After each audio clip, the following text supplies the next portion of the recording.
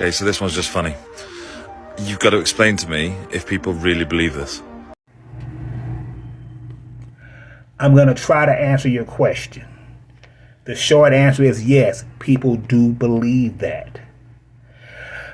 On my YouTube channel, I do a 2-part video called To Vax or Not to Vax. That is the question. I'm going to give a brief summation of what I talked about on those 2 videos. First of all, as humans, we were created with and for purpose and meaning. Our lives are designed to have meaning. And when it's missing, we will go in search of it, even if we have to manufacture it. Secondly, as humans, we are wired to learn through narrative, through story. Story is how we make sense of the world around us. So much so that with every experience that we have, we create a story around that experience so as to give that experience meaning.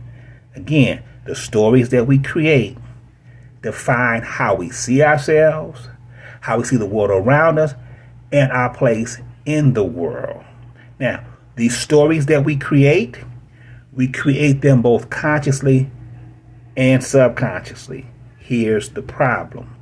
The subconscious cannot differentiate between fact and fiction, between reality and fantasy. Now go back to what I said.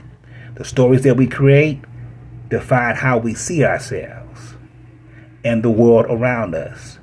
Yet we can't tell the difference between fact and fiction in our subconscious. Now, whenever we connect with a story on an emotional level, physiologically, our body reacts as though what's happening in the story is now actually happening to us. Remember, the subconscious can't tell that it's not real. When we connect with the story on an emotional level, and not just the stories we tell ourselves, it could be any story. It could be Charles Dickens' A Christmas Carol. Whenever we connect with that story on an emotional level, it leaves both impact and imprint on us. The greater the connection, the greater the impact. The deeper the connection, the deeper the imprint. So even though a story may not be real, it's still having a real impact on us. Now, these stories that we tell ourselves, they become a part of our survival package, both on a corporate, cultural level and on the personal, individual level. They become a part of our survival package. Now, what does this have to do with COVID? COVID was presented to us in the form of a narrative.